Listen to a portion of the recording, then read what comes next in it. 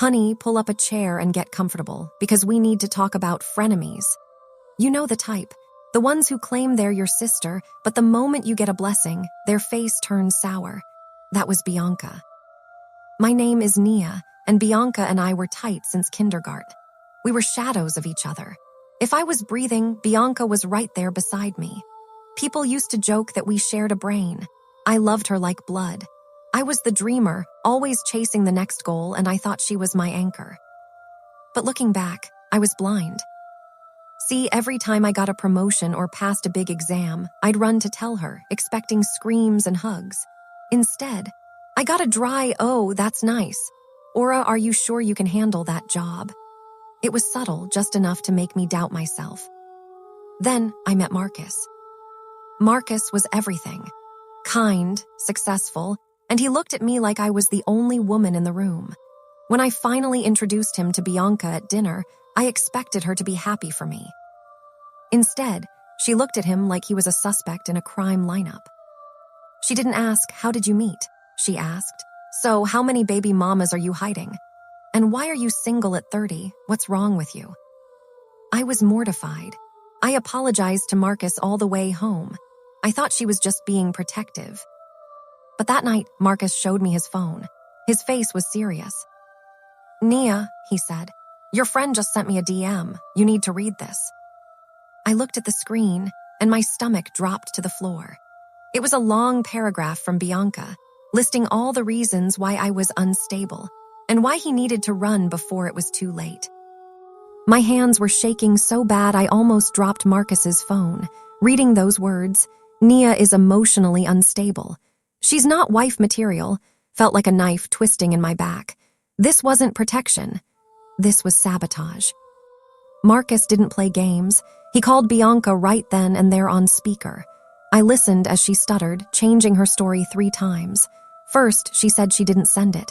Then she claimed she was hacked. Finally, she said, "I was just testing you, Marcus. If you really love her, you wouldn't care." Marcus hung up and looked me dead in the eye. "Nia, I love you, but I will not let anyone, friend or family, plant weeds in our garden." That was the wake-up call I needed. I didn't make a big scene. I didn't curse her out. I just stopped. I stopped calling.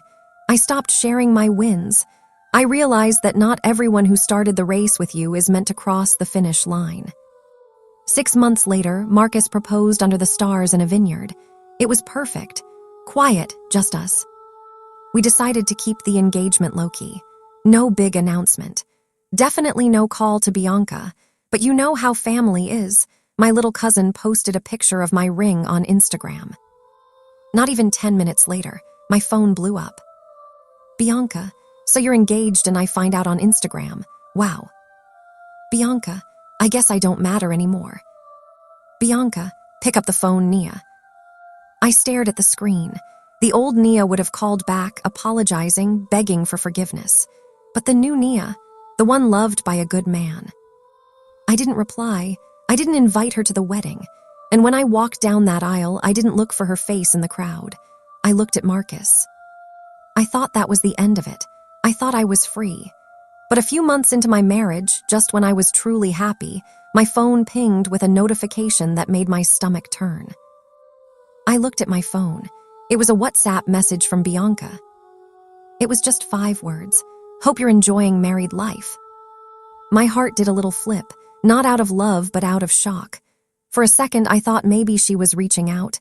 Maybe she missed me. Maybe she had grown up. My thumb hovered over the keyboard. I typed back, "I am, thank God. I hope you're doing well too." I hit send. And instantly, 1 gray check mark. Her profile picture disappeared. She had blocked me again. I sat there on my couch, staring at the screen, and then I started laughing. I laughed so hard tears came to my eyes. It wasn't a peace offering. It was a test. She just wanted to see if she still had access to me.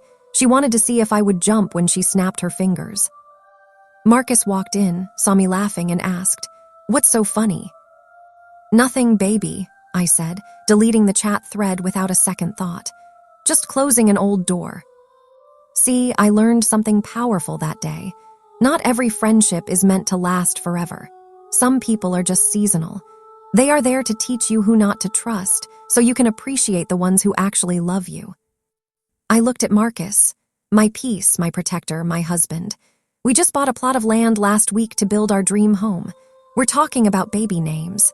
My life is full of light now, and there is no room left for shadows. If you're still holding onto a friend who makes you feel small, let them go. Trust me, the peace on the other side is worth it. So I gotta ask you, would you have replied to that message, or would you have left her on read? Tell me in the comments, hit that like button if you felt this, and subscribe for more stories.